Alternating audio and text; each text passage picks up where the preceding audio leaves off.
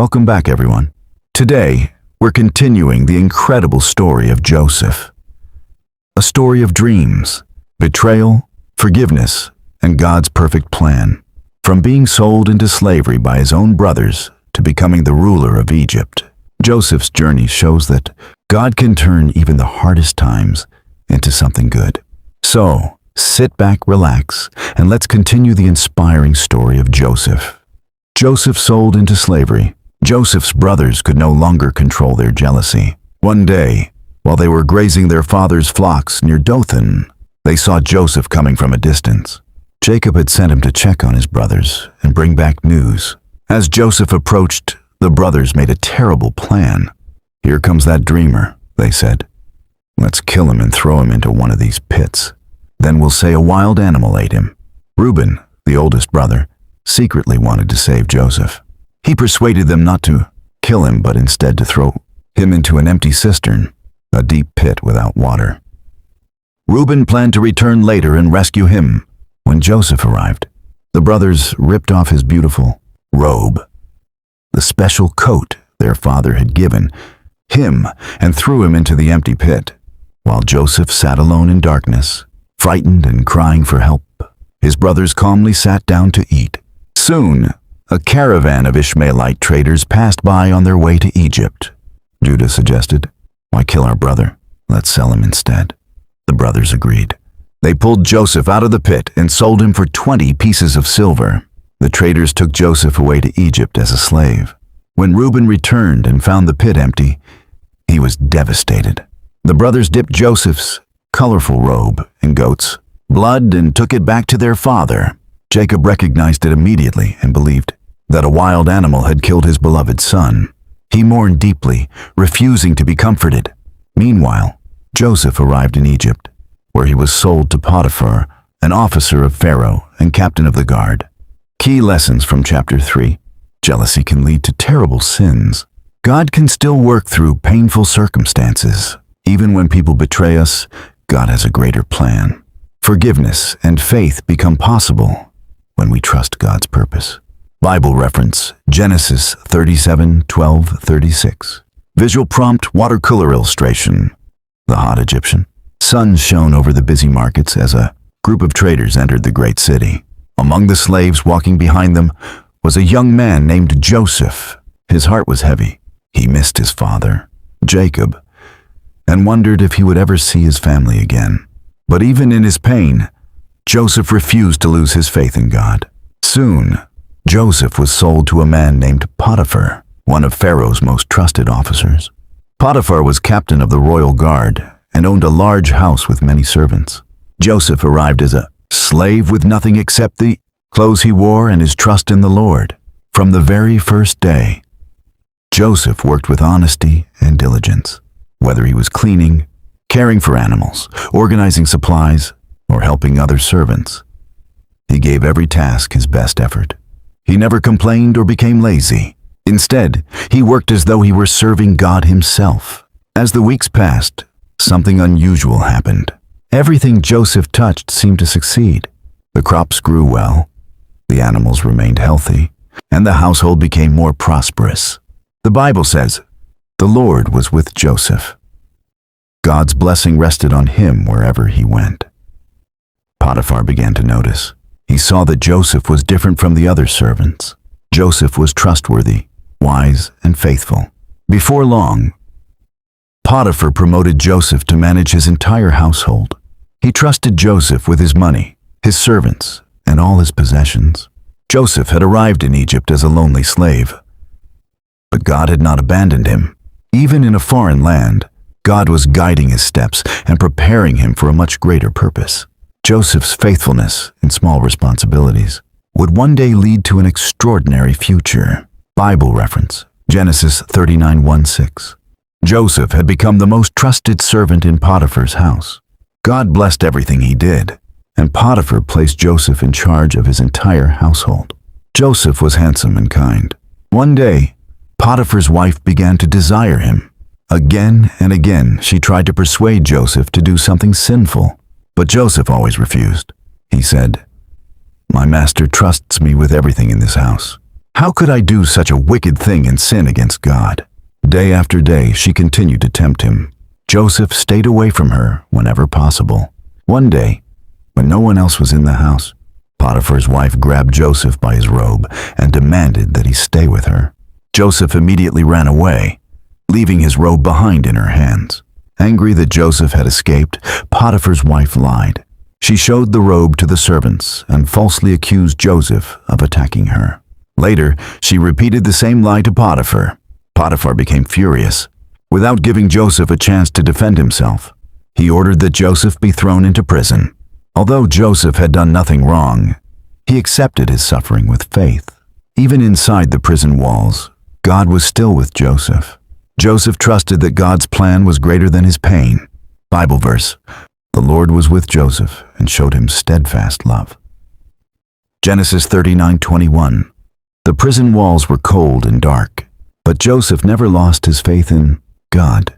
Even though he had been falsely accused and treated unfairly, he continued to serve with honesty and kindness. Soon, the prison warden noticed Joseph's faithful character and placed him in charge of many responsibilities. Inside the prison, God was with Joseph, and everything he did prospered. One day, two important men from Pharaoh's palace were thrown into the same prison. One was Pharaoh's chief cupbearer, the man who served the king's drinks, and the other was the chief baker, who prepared the king's bread. Both had offended Pharaoh, and no one knew what would happen to them. One night, each man had a strange dream. The dreams were so vivid that they woke up troubled and confused. The next morning, Joseph noticed the sadness on their faces. "Why do you both look so worried today?" Joseph asked. "We each had a dream," they replied, "but there is no one here to explain what they mean."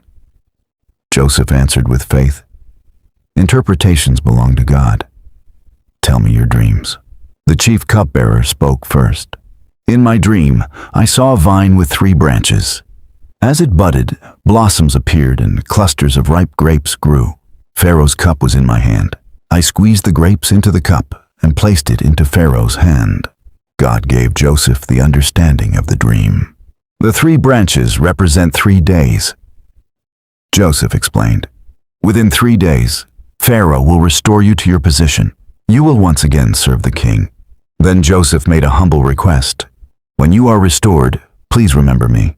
Tell Pharaoh about me because I have done nothing wrong to deserve being in this prison." Hearing the good interpretation, the chief baker eagerly shared his dream. "I dreamed I was carrying 3 baskets of bread on my head. In the top basket were baked goods for Pharaoh, but birds came and ate them." Joseph became serious. "The 3 baskets also represent 3 days, he said quietly. "Within 3 days, Pharaoh will judge you, and you will be executed." 3 days later, it was Pharaoh's birthday. Just as God had revealed, the chief cupbearer was restored to his royal position, and the chief baker was executed. Everything happened exactly as Joseph had said, but although the cupbearer returned to Pharaoh's palace, he forgot all about Joseph. Days turned into months, and Joseph remained in prison. Even when people forgot him, God did not. The Lord was preparing the perfect moment to fulfill the dreams he had given Joseph many years before. His time in prison was not the end of the story. It was only another step in God's greater plan. For 2 long years, Joseph remained in prison. Day after day, he trusted God, even though he had been forgotten by the chief cupbearer. But while people forgot Joseph, God never did. At the perfect time, God began to change Joseph's life in a single day. One night, Pharaoh, the mighty king of Egypt, had a frightening dream. He dreamed that he was standing beside the Nile River when 7 beautiful, healthy, fat cows came up from the water and grazed peacefully among the reeds. Suddenly, 7 ugly, thin, starving cows came out of the river. They attacked and swallowed the 7 fat cows. Yet they remained just as thin as before. Pharaoh awoke, confused and disturbed. When he fell asleep again, he had a second dream. This time, he saw 7 full, healthy heads of grain growing on one stalk. Then 7 thin, shriveled heads of grain, burned by the hot east wind, sprang up and swallowed the healthy grain. Pharaoh woke up in alarm. He knew these dreams carried an important message, but he could not understand them. The next morning, Pharaoh summoned all the magicians, wise men, and advisors of Egypt.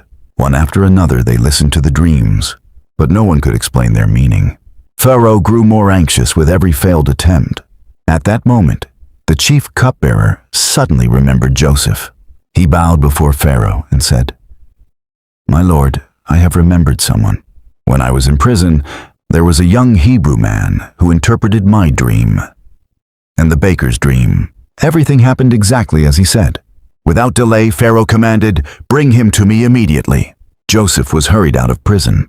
He shaved, changed into clean clothes, and was brought before the king. Standing humbly in Pharaoh's palace, Joseph showed no pride. Pharaoh said, 'I have heard that you can interpret dreams.' Joseph replied, 'I cannot do it, but God will give Pharaoh the answer he needs.' Pharaoh described both dreams in detail. Joseph listened carefully, praying silently for God's wisdom. Then Joseph spoke with confidence. The two dreams have the same meaning. God is revealing what he is about to do. The 7 healthy cows and the 7 full heads of grain represent 7 years of great abundance. Egypt will enjoy wonderful harvests, and there will be more food than ever before. He continued, the 7 thin cows and the 7 empty heads of grain represent 7 years of terrible famine that will follow. The famine will be so severe that people will forget the years of plenty. Joseph added, the dreams came twice because God has firmly decided this, and it will happen very soon. The room fell silent. Pharaoh and all his officials realized that this young Hebrew prisoner possessed wisdom that came from God alone. After years of suffering, rejection, slavery, and prison, the moment God had prepared for Joseph had finally arrived. The same man who had entered prison as a forgotten slave now stood before the most powerful ruler in Egypt, ready for the next step in God's perfect plan. After Joseph interpreted Pharaoh's dreams, Pharaoh recognized that God's wisdom was with him. Before all the officials of Egypt, Pharaoh removed his royal signet ring and placed it on Joseph's hand. He dressed Joseph in fine linen robes, placed a gold chain around his neck, and appointed him as the second most powerful man in all of Egypt.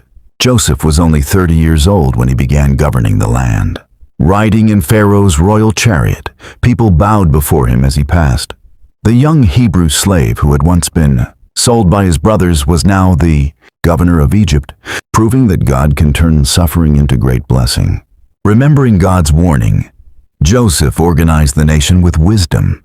During the next 7 years, Egypt enjoyed extraordinary harvests. Grain filled the fields beyond measure. Joseph ordered workers to collect a portion of every harvest and store it in huge granaries built across the land. City after city, the storehouses overflowed with wheat until it became impossible to count. While others celebrated the years of abundance, Joseph faithfully prepared for the difficult years ahead. He knew that God's message was certain and that the coming famine would be severe. When the 7 years of plenty ended, the famine began just as God had revealed. But Egypt was ready because Joseph had obeyed God's wisdom. Through one faithful servant, God preserved an entire nation and prepared the way to save Joseph's own family. The 7 years of abundance had come and gone, just as God had revealed through Pharaoh's dreams. Now, the years of famine spread across Egypt and into the surrounding nations. The fields that once produced overflowing harvests became dry and barren. Rivers shrank, crops failed, and families everywhere struggled to find enough food. But Egypt was different. Because God had given Joseph wisdom, the grain stored during the 7 plentiful years filled the royal storehouses. People from many lands traveled to Egypt, hoping to buy food and save their families from starvation. Far away in Canaan, Jacob and his sons also suffered from the terrible famine. Their grain supplies were nearly gone, and their livestock grew weaker each day. One morning, Jacob gathered his sons. "I have heard that there is grain in Egypt," he said. Oh. Why are you standing here looking at one another? Go down there and buy food so that we may live and not die." 10 of Joseph's brothers prepared for the long journey. Only Benjamin, Joseph's younger brother, remained at home. Jacob could not bear to lose Benjamin. Ever since Joseph had disappeared many years earlier, Benjamin had become Jacob's greatest treasure. He feared that some harm might come to him if he traveled. So Reuben, Simeon, Levi, Judah, Issachar, Zebulun, Dan, Naphtali, Gad, and Asher set off toward Egypt. None of them imagined that they were about to meet the brother they had betrayed years before. After many days of travel, the brothers finally reached Egypt. The city amazed them. Massive stone buildings stood beneath the bright sun. Soldiers guarded every gate. Crowds from many nations waited patiently to buy grain. Camels, donkeys, merchants, and travelers filled the streets. At the center of it all stood the ruler responsible for distributing food. That ruler was Joseph. He was no longer the frightened 17-year-old wearing a colorful robe. Now he wore elegant Egyptian robes, a golden chain around his neck, and Pharaoh's royal signet ring. Servants stood beside him, and officials obeyed his every command. His face showed wisdom, strength, and authority. When Joseph looked across the crowd, his heart suddenly stopped. There they were, his brothers, the very men who had thrown him into a pit, the same brothers who had sold him into slavery, the same faces he had remembered during lonely nights in prison. Joseph recognized them immediately, but they did not recognize him. More than 20 years had passed. Joseph looked like an Egyptian ruler, spoke the Egyptian language, dressed like royalty, and carried himself with the confidence of a governor. The brothers saw only a powerful official. Following Egyptian custom, they bowed low before him with their faces to the ground. The moment Joseph saw them bowing, memories rushed into his mind. He remembered the dreams God had given him as a young boy. The sheaves of grain bowing before his sheaf. The sun, moon, and 11 stars bowing before him. At last, God's promise was coming true. Joseph silently thanked the Lord. Everything God had spoken had happened exactly as promised. Still, Joseph did not reveal himself. He needed to know whether his brothers had changed. Were they still cruel? Would they treat Benjamin the same way they had treated him? Had they learned repentance? Joseph decided to test them. Speaking through an interpreter, Joseph looked at them sternly. "Where have you come from?" The brothers answered respectfully. "From the land of Canaan to buy food." Joseph's face remained serious. "No," he replied. "You are spies. You have come to see where our land is weak." The brothers were shocked. "No, my lord," they pleaded. "We are honest men. Your servants have come only to buy food. We are all sons of one father. We are not spies." Joseph repeated the accusation. "No, you have come to spy on our country." The brothers quickly explained their family. There were 12 brothers, they said. "One is no more, and the youngest remains with our father in Canaan."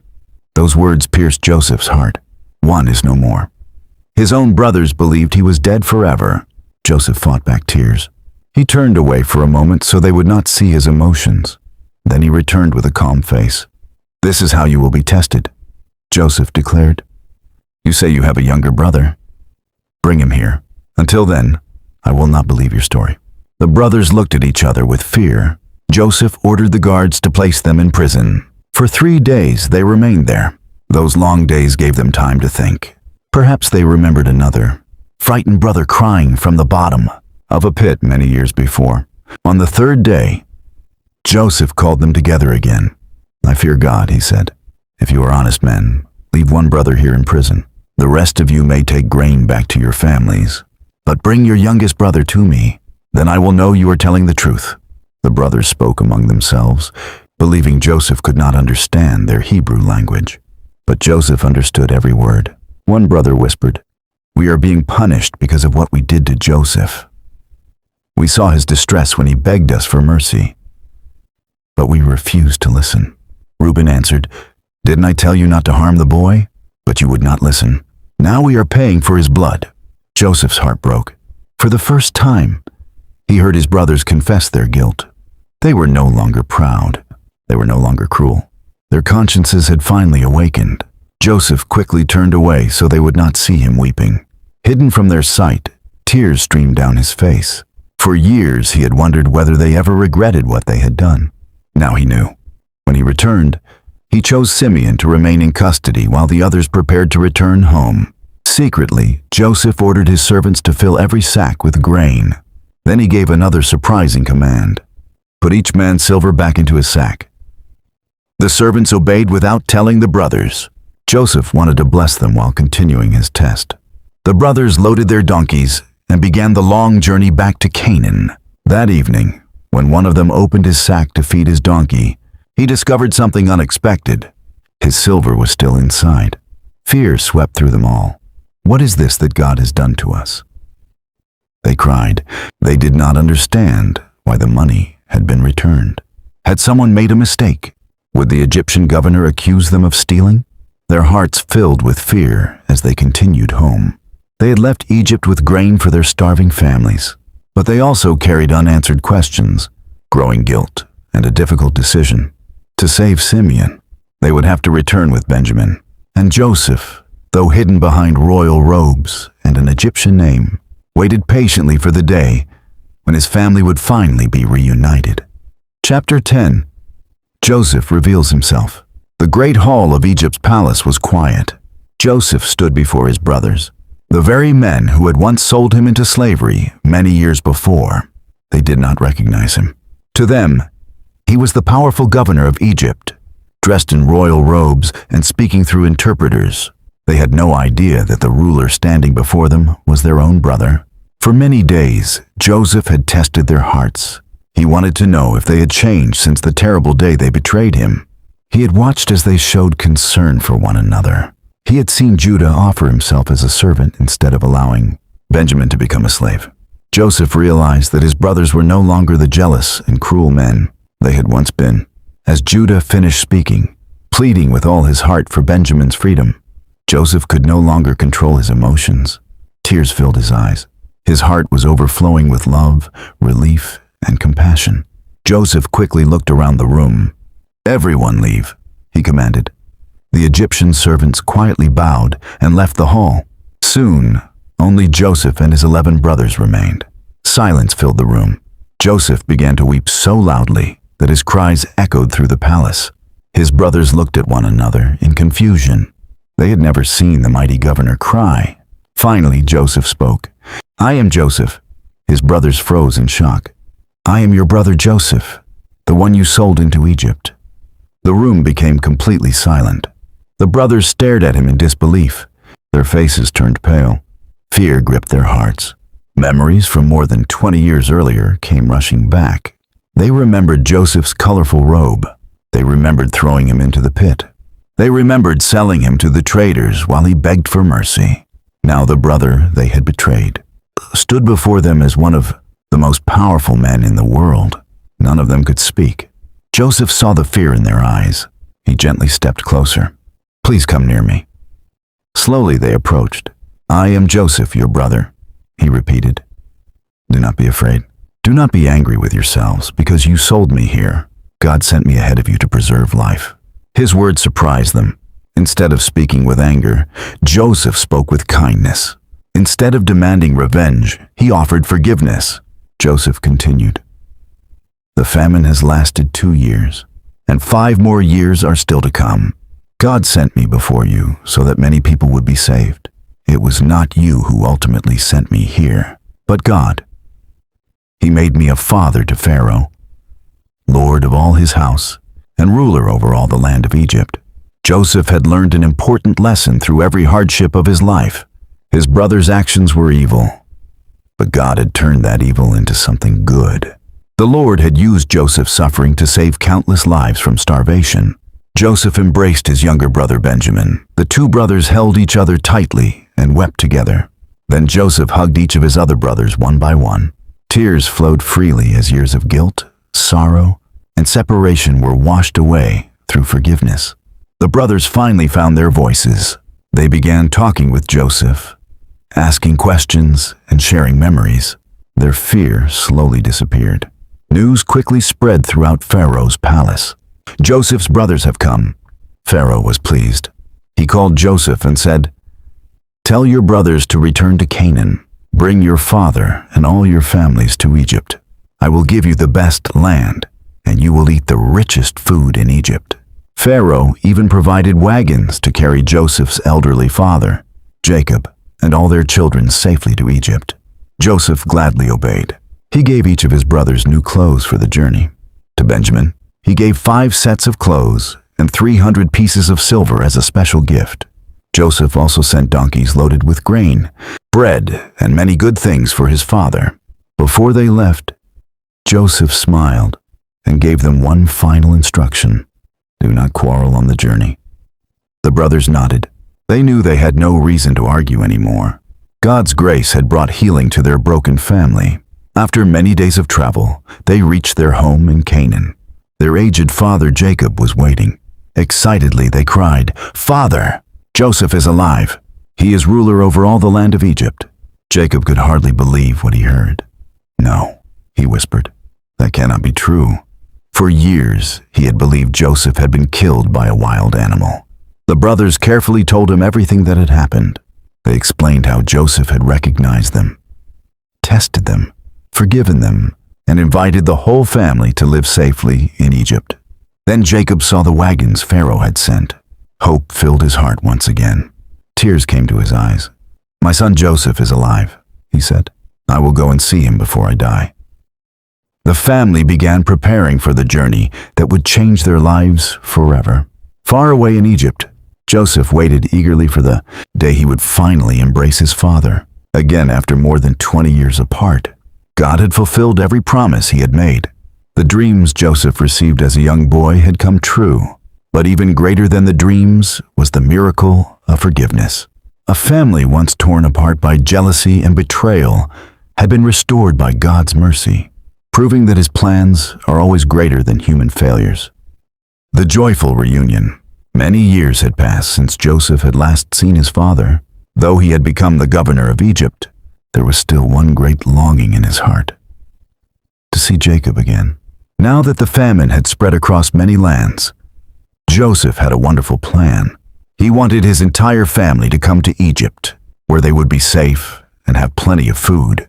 After Joseph revealed himself to his brothers and forgave them, he spoke with great kindness. "Go back to Canaan," he said. "Bring my father, your families, your children, and all that you own. Do not worry about leaving anything behind, because the best land of Egypt will be yours."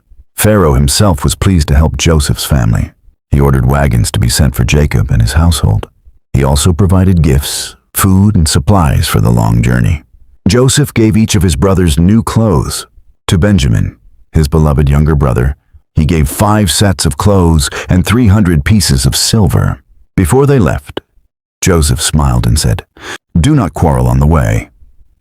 The brothers nodded, thankful that Joseph had forgiven them. Jacob hears the wonderful news. When the brothers arrived home in Canaan, Jacob hurried to meet them. "Father," they shouted, "Joseph is alive." Jacob froze. For a moment he could not believe what he was hearing. "Joseph alive?" he whispered. The brothers told him everything, how Joseph had become the governor of Egypt, and how he had saved many people from starvation. They admitted the terrible sin they had committed years before by selling Joseph into slavery. Jacob listened quietly, his eyes filled with tears. Then he looked at the wagons Pharaoh had sent. Finally, hope filled his heart. "My son Joseph is alive," Jacob cried. "I will go and see him before I die." God encourages Jacob. The journey to Egypt was long. Before leaving the promised land, Jacob stopped at Beersheba to worship God and offer sacrifices. That night, God spoke to Jacob in a dream. "Jacob, Jacob." "Here I am," Jacob answered. God said, "Do not be afraid to go down to Egypt. I will make your family into a great nation there. I will go with you, and one day I will bring your descendants back to this land. Joseph himself will be with you when your life comes to an end." Jacob awoke with peace in his heart. God was guiding every step. The journey to Egypt. Jacob's entire family prepared for the trip. His sons, daughters, grandchildren, servants, and animals all traveled together. The wagons carried the elderly and the young children. As they crossed deserts and rivers, they talked excitedly about Joseph. What will he look like now? Will he still remember us? How wonderful it will be to see him again. The family trusted God as he led them safely toward Egypt. A father's dream comes true. When Joseph heard that his father was near, He immediately prepared his royal chariot. He could hardly wait. As soon as he saw Jacob approaching, Joseph ran toward him. Father and son embraced each other tightly. For a long time they simply cried. Years of sorrow disappeared in that joyful moment. Jacob held Joseph's face in his hands. "My son," he whispered, "I never thought I would see you again." Joseph smiled through his tears. "I've waited for this day all my life." Jacob said, "Now I can die in peace, because I have seen your face and know that you are alive." It was one of the happiest reunions recorded in the Bible. Meeting Pharaoh, Joseph prepared his brothers before they met Pharaoh.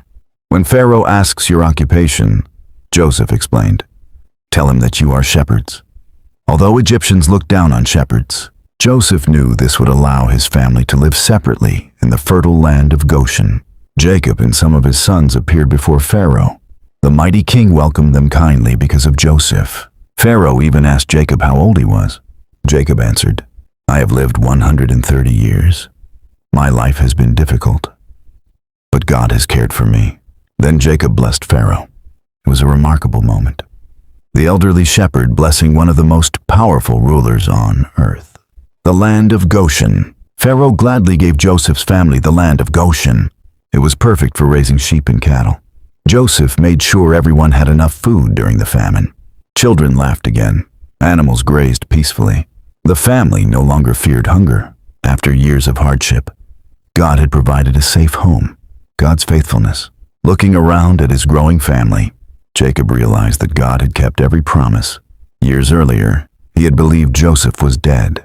Now Joseph was alive, honored, and used by God to save countless lives. Even the painful events of the past had become part of God's greater plan. Joseph also understood this truth. God had turned betrayal into blessing. Slavery had led to leadership. Suffering had prepared him to rescue many people. His family was together again because God had never stopped working behind the scenes. Jacob had lived many happy years in Egypt with Joseph and the rest of his family. At the age of 147, he knew his life was coming to an end. He called Joseph to his bedside and said, "Promise me that you will not bury me in Egypt. Take my body back to the land of Canaan and bury me with my fathers." Joseph held his father's hand and promised he would do exactly as he wished. Christian Classics Ethereal Library. When Jacob died, Joseph fell upon his father, weeping with deep love. The whole land of Egypt mourned for Jacob because he was greatly respected. Pharaoh gave Joseph permission to travel to Canaan and bury his father. A great procession of chariots, officials, soldiers, and family members traveled together, honoring Jacob's life. They buried him in the family tomb at Machpelah, just as he had requested. Christian Classics Ethereal Library. After returning to Egypt, Joseph's brothers became afraid. They thought, "Now that our father is gone, Joseph may finally take revenge on us for selling him into slavery."